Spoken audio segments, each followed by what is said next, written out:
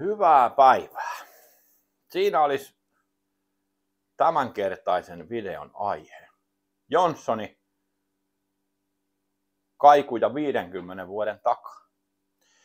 Se on 50 vuotta seissyt. Ja se on sen näköinen, että sillä ei ole oikeasti kauheasti ajeltu. On todella hienossa kunnossa. Kyllä. Se olisi ystävänpäivä tänään. Muistakaa ystäviä, niitä ei ole ikinä liikaa. Niitä on kaikenlaisia kavereita, mutta niitä ystäviähän ei tunnetusti. Niitä ei ole ihan joka sormelle. Yksikin hyvä riittää. Ja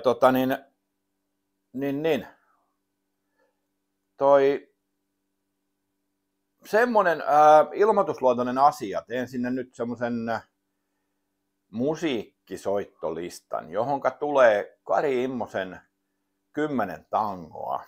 Yhden olen tehnyt kokeeksi ja sen kanssa on kestänyt nyt kuukauden sen vajaan 4-minuuttisen tangon kanssa. Ja niitä pitkä projekti on. Kiitos YouTube, tekoäly. Hän väitti laulajaa joksikin muuksi. Ja minä jouduin sen riitauttaan sen asian tekijänoikeuksista. Niin siinä meni noin kuukausi. Pitkä prosessi, mutta nyt se vapautui sieltä ja nyt se julkaistaan. Toki sillä ei ole mitään merkitystä, on se kaupallinen taikka ei, mutta minä haluan, että asiat menee niin kuin niiden kuuluu mennä, eikä sinne päin. Että tosiaan kappale, mikä nyt julkaistaan, niin sen on esittänyt useampi henkilö ja niin tarkka se on se YouTube, että kyllähän se nyt kuulee, kun ihminen kuuntelee, että kuka on kuka. Kyllähän ihmisten äänen tuntee. Mutta näin.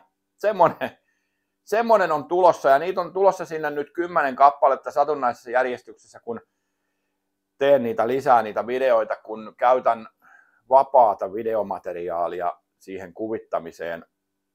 Tyhmä toisaalta kuunnella kappaletta, katsella tyhjää ruutua, niin tehdään siihen jonkunnäköinen video aina jokaiseen. Yritän pysyä aiheessa.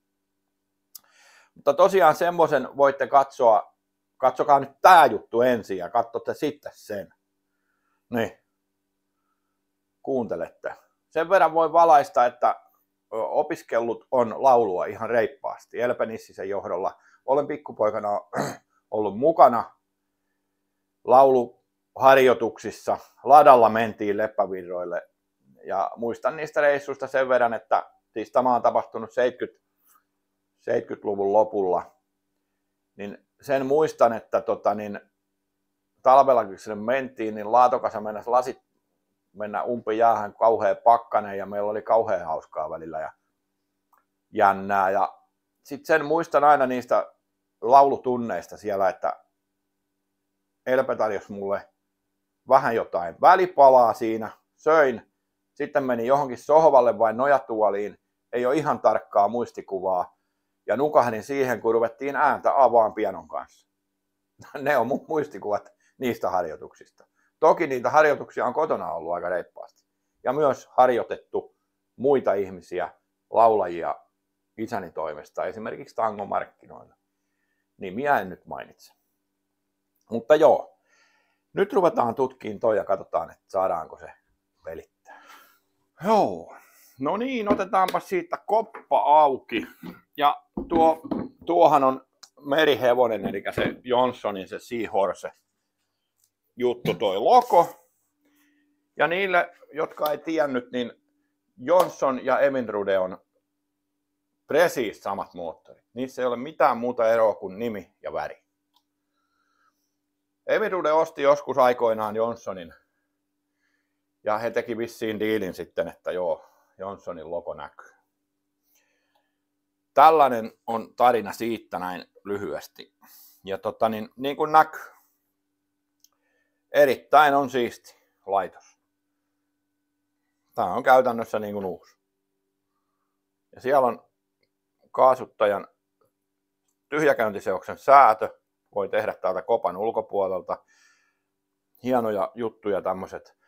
Vielä vanhempiin mennään, niin niissä pystyy yläpäänkin säätämään tuossa lennossa. Ja täällä on paikat. Starttisolenoidi tulee tonne. Ja käynnistinlaite, kummallekos puolen se tuli? En edes muista. Tarvii oikein miettiä. No en muista. Tuliko tohon vai toiselle puolelle? Mutta tulee kumminkin, otetaan tästä tämä teline. Tämä pois. Niin se tulee tämän tilalle tähän se tellinki, mihin tulee startti. Ja toi alumiinirengas tosta. Onko tässä irrotettava? Tässä vauhtipyörässä ei ole ruuvattava, mutta se on siihen lämpösovitteisena laitettu tuo muistaakseni, mutta näitä on semmoisia vauhtipyöriä, mitkä on pulteilla kiinni, ruuveilla, niin siihen saa sitten vaihdettua ton hammaskehän startille. Eli tarvitaan hammaskehä, vauhtipyörä, startti. Se on niin kaikki tietenkin, mutta startti ja se teline ja vauhtipyörä. Niillä pääsee jo alkuun tämmöisen kanssa, niin saa siihen starttiin. Me katsotaan ensin nyt se kipinä siitä. Ja sitten tarkistetaan kärkiväli. Sitten katsotaan tohon säädöt suurin piirtein kohilleen ja sitten ruvetaan rykiin. Irrotetaan ne lavat sitten. Minä rupean sitä nyt purkaa, niin tutkitaan sitä kipunaa ja semmoista nyt sitten, joo. Joo. No onpas se nyt siinä.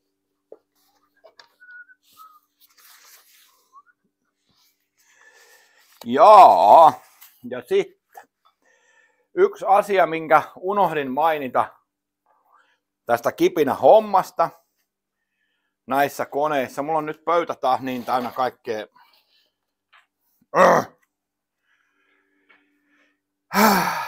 Näitten, kun nämä puolat laitetaan tänne. Toisessa oli, eli ykkösen kipuna oli pikkusen heikompi. Niin. Se pitää olla se välys tuohon vauhtipyörän noihin magneetteihin, tämä välys täällä, niin se pitää olla sitten aivan justi. Se on todella tarkka. Mutta me ruvetaan nyt sitä katsomaan tässä porukalla. Ja muistaakseni näissäkin lukee vauhtipyörässä kärkivälit. Kyllä. Setpoint. 0,20 tuumaa. Eli 0,5 milliä on kärkiväli. Muutamme sen milleiksi. Tietenkin.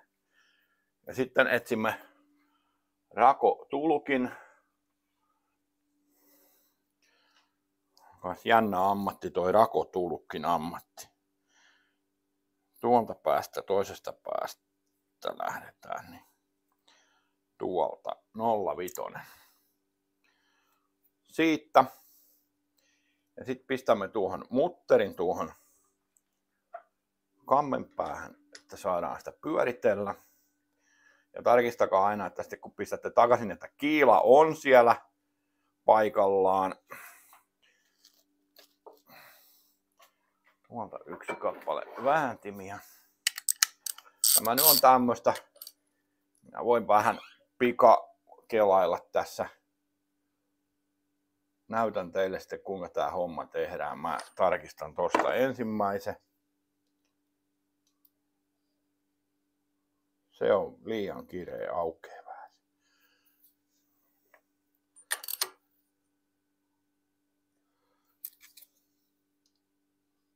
Joo. Sitä saa vähän avata. Sitten toinen. Sanoo siellä. Juu, molemmat on vähän liian pieni. Säädetään ne. Ja sitten näytän tämän jutun tehdä kohta niin, että näette, niin kuinka nämä katsotaan tähän on sellainen työkalu, sellainen rengas, mikä laitetaan tähän ja sitten pistetään noin löysälle ja toi löysälle ja siirretään toi kohdilleen. Niin siihen on sellainen kehä, mutta mä näytän, sen pystyy tekemään täältä ihan, tuossa on tommonen rauta tuossa alla, niin se pistetään sen mukaan. Tää on hyvin lähellä kyllä, että mä veikkaan, että tässä ei ole paljon säätämistä. Toi ehkä, en ole varma, onko siinäkään. Kai nää on kohdillaan, mutta kärjet ei ole ihan kohdillaan.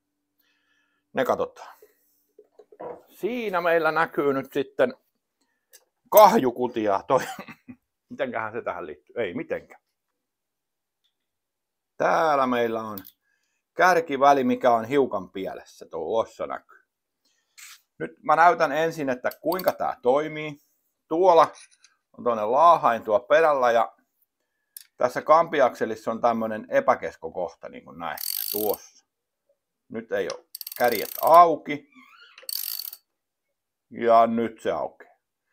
Niin pyöritetään tähän kohtaan, pidetään tästä sytkälevystä kiinni, löysätään ruuvi, mutta niin, että se on semmoinen vähän nahea ja sitten tällä ruuvilla säädetään.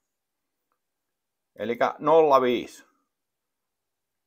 Pistetään tonne, lähdetään vetämään vähän takaisinpäin ja koitetaan liikutetaan pikkusen, että se on semmoinen ihan pikkusen nahea, se on siinä.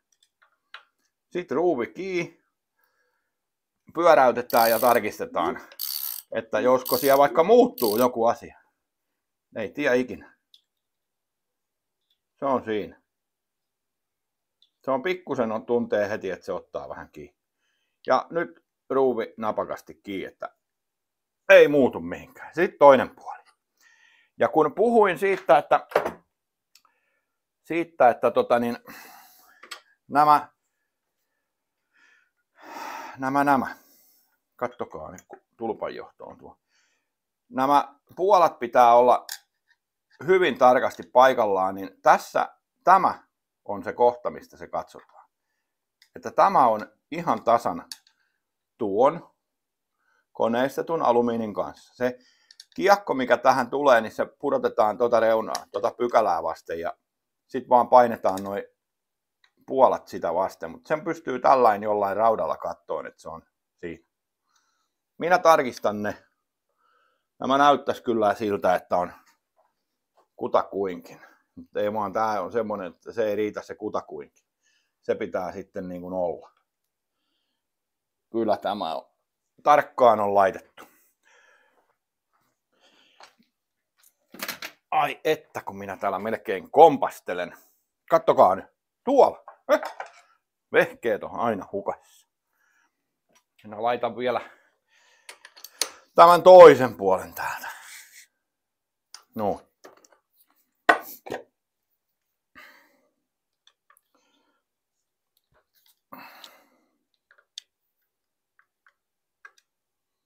Noin. Kyllähän osa sepistä tietää nämä kärjelliset vehkeet. Näiden kanssa ei aina välillä roplata, kun ne vehkeet tahtonut pelata. Niin sitten vaan virranjakajat ja kärjet ja kärkien väliin tuli piikkiä ja oli kaikkea.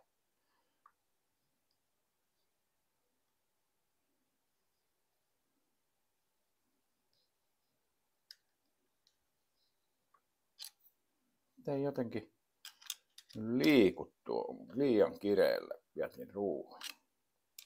Tai ei passaa löysätä ihan liikaa, ettei se ole sellainen ihan holo. Se on hankala silloinkin säätää. Tässä on nyt jotain outoa tässä, kun ei tämä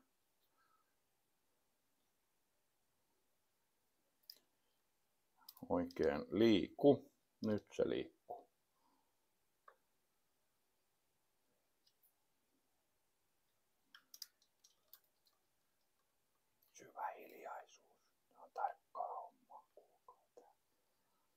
Tää on se kuuluisa Hyttysten se milli pieleen ja se on silmässä. Täällä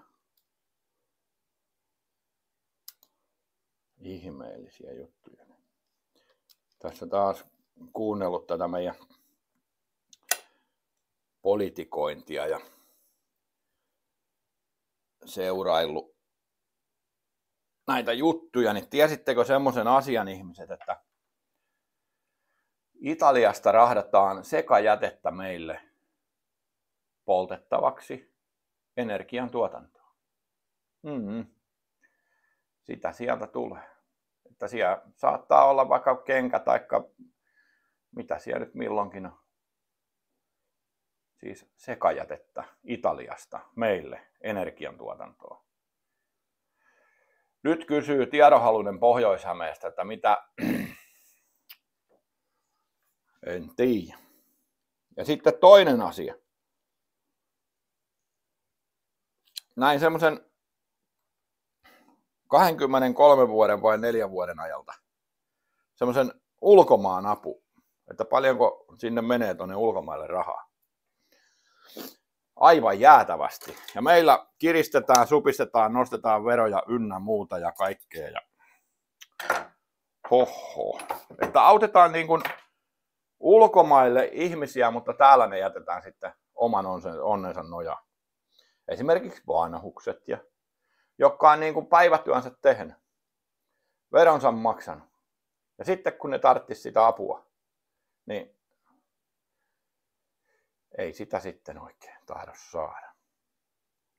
Ja tässä nyt sattuneesta syystä, niin toi sote-ala on sillain niin kuin terveydenhuoltopuoli niin aika lähellä, niin voi sanon minä. Että kyllä nyt mennään perse edellä puuhun sitten niin monessa kohtaa, että ei hiljaa tosikaan. Ja joku viisas sanoi tänä aamuna, kun hän oli televisiossa, kun kattelin aamun uutisia. Olikohan se näin? Joku siellä sössötti jotain, että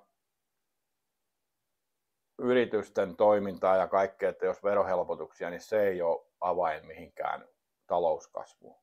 Ai jaa. Eihän nyt kauhea insinööri eikä matemaatikko eikä ydinfyysikko, mikä nyt ei tarvi olla, että pystyy niin kuin järkeilemään sen. Kattokaa Irlannista mallia. Onko siellä vähän yrityksiä ja samankokoinen kansa ja niillä menee aivan sairaan hyvin. No katsoo sitä verotusta. Ja paljonko siellä on yrityksiä sen verotuksen takia. Ja raha liikkuu kädestä toiseen koko aika. Niin taloushan kasvaa silloin, kun raha kiertää ja liikkuu. Ettei se ole jonkun perstaskussa. En mä tiedä, siihen nyt mitään kauheata komiteaa tarvita sitä totea ja laskea ja pähkäilee. Joo, tää nyt on tämmöistä tää nykytouhu. Mä nyt vaan korjailen näitä, mä en mistään mitään tiedä, mutta tää on tämmöisiä mun ajatuksia vaan. Toi olisi nyt kohillaan, katoin sen. Se on nyt noin 1,5 kieppiä auki. En muista ulkoa, mikä tässä oli arvot. Mä voin näyttää, mulla on tuo hyvä kirjasto.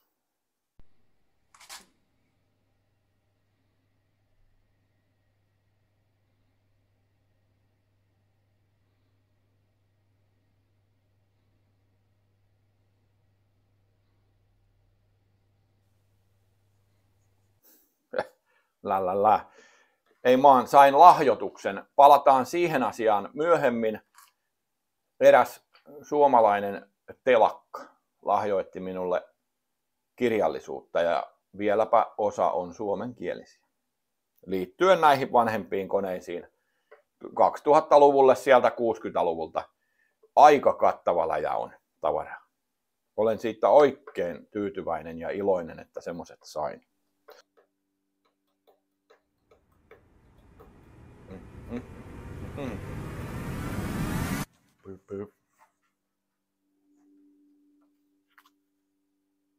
Joo, siinähän se nyt on. Ja edelleenkään tästäkään en tee vielä sitä käynnissä säätövideoa tähän samaan. Se tulee erikseen.